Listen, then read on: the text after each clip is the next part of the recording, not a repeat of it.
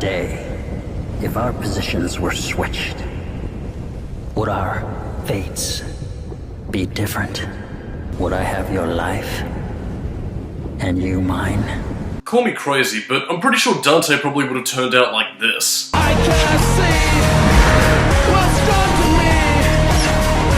Living fear, the sun is falling from the sky. But I suppose to many people that isn't a future worth thinking about.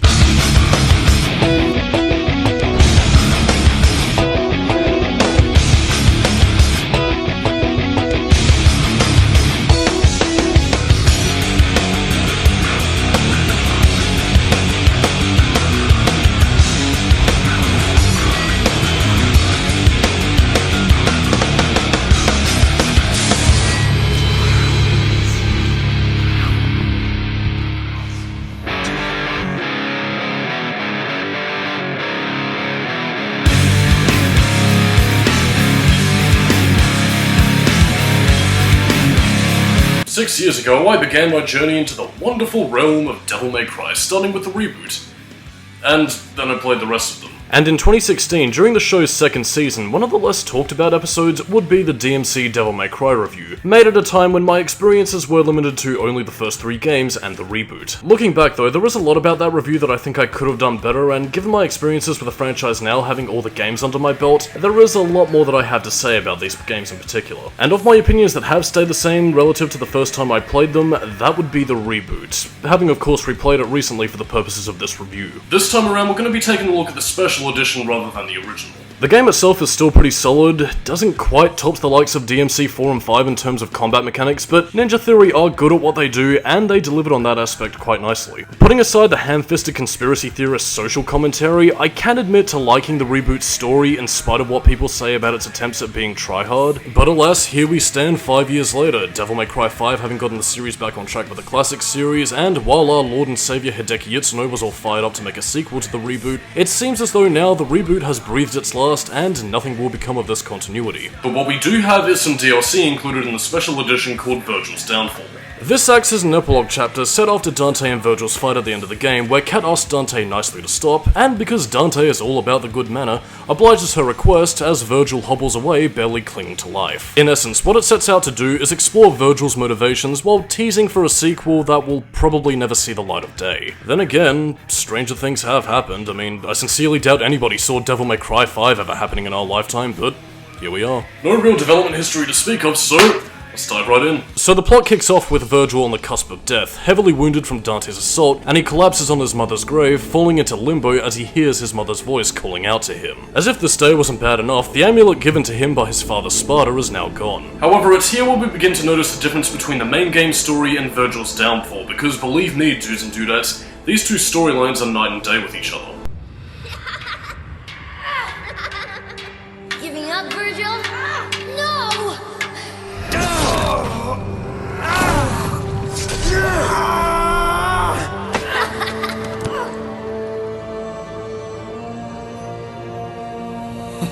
Poor Vergil. Are you lost?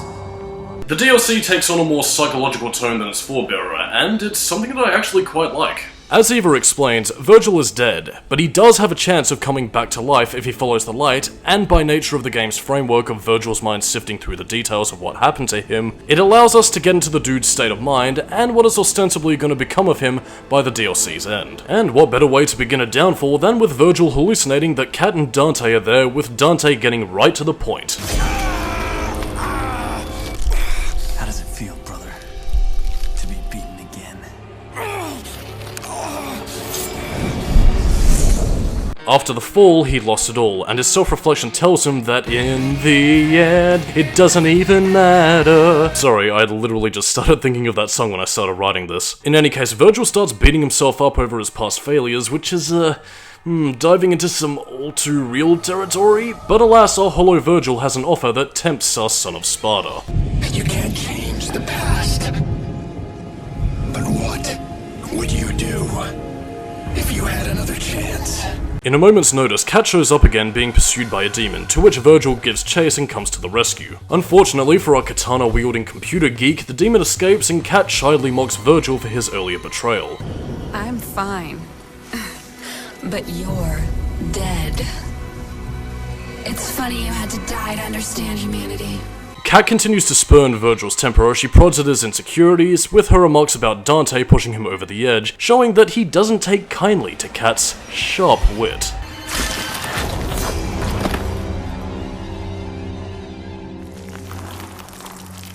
And with that, Vergil gets his first taste of power, and he wants more. It's important to know though that the versions of Dante and Kat that we're seeing here aren't the real deal.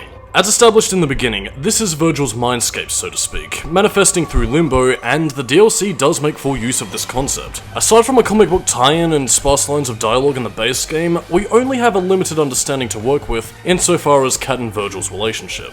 But from what we know of Vergil in the main game, being one to err on the side of pragmatism and control with little consideration towards Kat's feelings, juxtaposed with Dante who was all about following his heart and protecting those closest to him, this creates an interesting paradigm for which we can see how Vergil thinks other people perceive him. Before this point, I don't doubt for a second that he at least somewhat valued Kat as a person, given that he was going to risk his life to save her. But keep in mind Vergil's motivation being that of control here, because much like his brother Dante, he had his life ripped right out from under him, and through the Order and eventually his brother and Kat, he sought to take back the control which was ripped away from him by Mundus, taking the throne and of course being the guiding force that he believed humanity needed to thrive. And while Vergil's plans in the main game about protecting the humans from themselves isn't really brought to the forefront here, what we get instead is a more interesting psychological profile of Vergil, how he wants control over his life, and what he'll do to get that control, the way in which it also affects how he views his family, his cohorts, and basically everybody around them.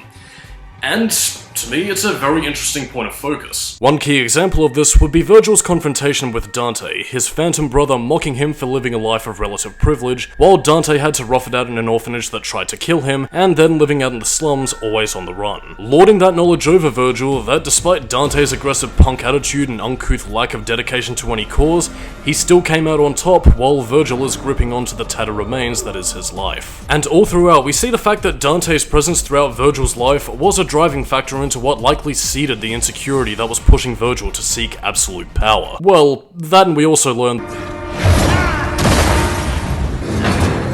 I hate public transport. However, with one last slash, it's here where Vergil's descent into darkness really begins to take shape once Dante's down for the count. No! Please, don't. You don't need it anymore. And while Dante's amulet doesn't respond to Vergil, his hollow counterpart offers a different solution. She gave it to him. Remember? He was always her favorite. You know that. The way she admired his impulsiveness, how he followed his heart. You should find her. Show her what you've done. Finish what you've started. With Eva being the last thing Vergil needs to sever ties to his humanity, Vergil rescues her from the demon only to break her heart in twine. Vergil? What's happened? He's dead. It was me. What? I killed him. I could never be like him. Always waiting in his shadow, always second best. Well, not anymore. I always loved you equally. You saved me from this to break my heart. Why? Look at me, Vergil! Vergil! Goodbye. Please! Don't leave me! Vergil! I wouldn't normally let the scene play on for that long, but great Cliff Burton's ghost, dude, because that was something else, man. It'd be easy to misconstrue Vergil's actions here as being that of a petty teenager jealous of his brother's power, but it's all a matter of presentation, and the game does well to contextualize Vergil's development in these lines of dialogue that help to show how he was shaped up from birth. The resentment he had for Dante was always there, even since childhood, and when Mundus attacked, imprisoning Sparta and killing Eva, with nothing more to show for it than his sword and his Nephilim powers at his beck and call, how else did she really expect him to turn out? Losing everything in his life at such a young age, carrying the desire for control control after his world was ripped away from him, and on top of having it torn asunder again from his own brother no less, whom he'd only just recently been reunited with, was the straw that broke the camel's proverbial back. And with Hollow Vergil continuing to goad him into grabbing absolute power without remorse, we see Vergil here take the reins of his life in a way that feels natural given his previous characterization, but also something that turns the pragmatic genius into a force to be reckoned with, and quite frankly, that's a very terrifying thought. It succeeds in making this version of Vergil an interesting character, and by far my favourite interpretation of Vergil's character. Which is more than what I can say for classic Vergil, but I think the less said about that, the better. In any case, now that Vergil has fallen to the dark side... He sees that Hollow Vergil is now holding a nice looking amulet, and decides that he wants it for himself. But first... Power. I need... With Hollow Vergil defeated, the son of Sparta lays claim to more power. As he fills his light soul with darkness and unleashes his full potential, his look resembling his classic series counterpart with more anime glowing fire, and it's here where Vergil gets his second chance, so to speak. This time, it'll be different. Also, my balls have finally dropped. Slaying demons left, right, and center, he walks through the gates of paradise and emerges back on Earth. More powerful than ever before, and with an army of demons kneeling before their master, Vergil takes his newfound power and marches forth, with a path now clear for him to rule. Or at least it would be clear if the reboot didn't tank, and we'll never see the DmC Devil May Cry universe ever again. Well, that sucks, but anyway, that was the story of Vergil's downfall. In short, I liked it. It's definitely an improvement over the main game, and I'm gonna have to commend Rogerio Silva and John Ashley's work here, because it goes to show that with a better writing team, you can really showcase the potential this universe had in a way that Alex Garland didn't in the main game. With its focus on psychology, it has me hooked, but its only real downfall is that we'll likely never get to see what becomes of Vergil's rise to the top. So enough beating around the bush, let's get into some gameplay. Over to the gameplay side of things, Vergil's moveset is based upon the Darkslayer style seen in classic games, but this is given a bit of a DmC redux. You take control of Yamato, and you have your basic sword slashes, uppercuts, helmbreakers, and summoning swords, but given the fact that this incarnation of Vergil is both angel and demon, his Nephilim bloodline allows him to utilize aspects of light and heavy attacks. Functioning similar to Dante's pattern of attacks with the grappling to and from enemies and structures, alongside paying homage to a few of classic Vergil's weapons, like the Rising Star attack that allows you to fly and kick enemies. If you're at all familiar with Devil May Cry 3 or the special edition of 4, then you'll know how Vergil's moveset generally plays and how it functions, so the big question now is, how does it flow? Having played a considerable amount of DmC 4 Special Edition before this, it's certainly nowhere near as fluid or refined as that game, to put it bluntly, but that doesn't mean that Vergil's downfall stumbles drunkenly out of the gate. But it is important for those who are more inclined to play classic Devil May Cry than the reboot, that it's not a one-for-one translation here. That being said, given the reboot Special Edition boasts 60 FPS and lock-on for enemies, it does smoothen the experience much more than the original release. As for how the combat flows, I'd say it's pretty great once it gets going, which you could probably tell with the amount of moves you have at your disposal from the footage you're seeing here, but that does come with the caveat that this is something that you'll only get to experience once you're about 2 or 3 missions into the 6-mission DLC. And like all Devil May Cry games, especially when you're doing a new game run, it feels incredibly awkward and slightly frustrating to start from zero when you're so used to gaining the flashier moves at your disposal, but by digging your heels in and once you start getting access to the angel and demon powers, the game opens up tremendously and is much more action-packed as a result. And when it comes to the action, you've got more than enough to keep you engaged. And while most of the enemy cast are reused from the main game, from the Stygians to Bathos babies, you do have 2 newcomers here. The Wisp having the phase ability that Vergil needs to disrupt using his summoning swords, and the Demon being ostensibly our big boss of the day. The new additions aren't much, but I mean hey, I'll take it over Devil May Cry 3 and 4, which just gave us sweet fuck all with dropping Vergil into Dante and Nero's story with barely a difference to it. Much like the base game, you still have Lost Souls to free for red orbs, health crosses to upgrade your health, and of course the Divinity statue allowing you to buy upgrades, get a few pick-me-ups along the way, just in case you need them, so on and so forth. As for anything else, the game does have its platforming focus, and if there is anything I can say about the DmC reboot and what it gets right compared to the classic series, it's that the platforming is honest to god fun. Nothing too complex mind you, but the combination of using your grapples to shift the environment and navigate around these beautifully designed hellscapes, all of that in tandem with the buttery smooth controls make this an absolute joy to play, and it's more than I can say for the first 4 Devil May Cry games, which let's just say when it came to platforming,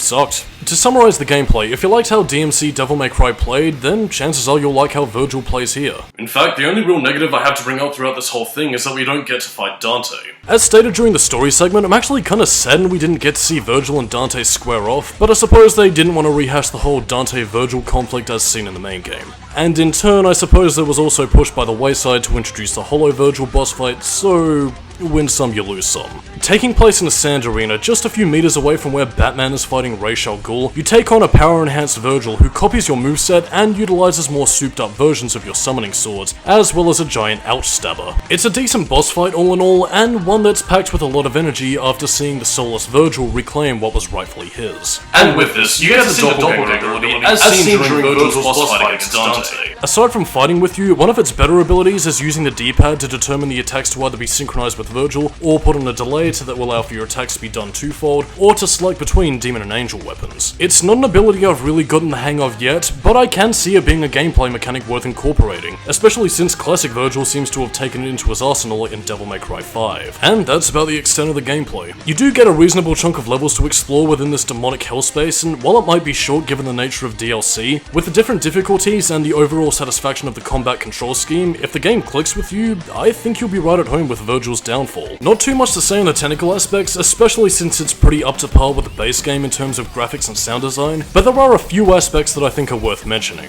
For one thing, the cutscene aesthetic looks absolutely fantastic. The stylized use of negative space, along with a very paint splatter comic book aesthetic, reminds me a lot of the first Infamous game, and the style is used to great effect here, with a lot of lively animation that also helps to get across the distorted and deranged state of mind that Vergil is experiencing during his voyage to Trip Out City. You do get a few small in-engine cutscenes, but all the same, it's a cutscene art style that I find quite appealing. On the other side of the coin, however, we also have the soundtrack, which falls into the results may vary category depending on who you are. Gone is the dubstep and industrial metal of Noisia and Combichrist, and instead we're treated to a more ambient and ponderously hammer-heavy score composed by Jason Graves. A dude who was by far one of the coolest names I have ever heard. Seriously, dude, with a name like Jason Graves, it sounds like a slasher movie villain or something, dude. While I wouldn't say the score of Vergil's downfall is anything particularly memorable, I would still say that it suits the theme quite nicely, at least insofar as the world being broken apart, and the music reflecting what Vergil's experiencing. The last thing to note would be the performances of the cast, all of whom actually do a far better job here than they do in the main game. Tim Phillips as Dante using that douchebaggery charm to full effect when he's prodding Vergil's privilege, Sage Mears as Kat twisting the knife about how Vergil betrayed her only to use her powers for his own devices, Eva getting in some bone-chillingly real responses when she sees her son turn into a monster, and best of all would be David De La Torre as Vergil, who does an excellent job trying to sell Vergil's downfall as he gets a taste of power and keeps on pursuing his goal no matter what. I suppose it is apropos given the subject matter, but I really think David does shine in the role and adds a lot of dynamic range to this incarnation of the character. So with that in mind, what are my final thoughts on DmC Devil May Cry Vergil's downfall? I have to admit, part of my reasons for reviewing this, aside from postponing the Silent Hill Marathon until next year and wanting something a little bit shorter to review, is mainly out of lament for what's been lost here. I really like Vergil's downfall for what it is, and I think it adds a lot to Vergil's character. I like the way that we get to see his inner workings and experience how he gets a taste for power and get a sense of connection for how he severs his humanity in order to claim what he believes is rightfully his. It sets up the stage for a more interesting future for what a DmC 2 could potentially bring, but alas, here we are. When I look back at DmC Devil May Cry, the controversy, the initial trailer, the fan reaction to the game itself, to see this universe ultimately go to waste in the end is kinda disheartening. I mean, putting aside the droll conspiracy theorist social commentary the base game had, Vergil's downfall to me shows a more interesting look at what could have been. How would Dante and Kat have reacted to seeing Vergil back with a demonic army backing him up? Would Dante set up his Devil May Cry business now that the world is overrun by demons? Would we get to see the reboot's versions of DmC 2 characters like Arius or Lucia? Would we get to explore the Angel or Nephilim civilizations and see enemies and allies related to those two factions? And as Vergil's downfall proves, in the hands of a competent writer, there is a lot that you can do with this world and its characters that we'll probably never see again because of the fact that the base game's reputation will forever cast a shadow over anything the reboot universe does. Don't get it twisted, I am very glad that we got a Devil May Cry 5 and hope that the classic series is here to stay. But part of me does think that I will forever be a tad pissed that anybody who likes the reboot is never gonna get the sequel they want because of how inconclusive it is. And that's something that you couldn't really say about Devil May Cry 4's pretty conclusive ending with vibes of more adventures on the horizon weaved throughout. I suppose part of me wants this video to be an ode to the reboot's legacy, not as an edgy mistake made to appeal to the lowest common denominator like so many seem to think it is, but instead as a game that died before it really had the chance to live, and to be honest that leaves me feeling pretty hollow. So in that case, I'm Solidus-Skully, keep it new metal, and next time on Skully Reviews, with the October season right around the corner, I think it's about time we paid another visit to Michael Myers in that Halloween season. I'm Solidus-Skully, and... who the hell are you?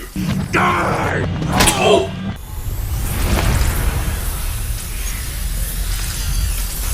How did I get stabbed?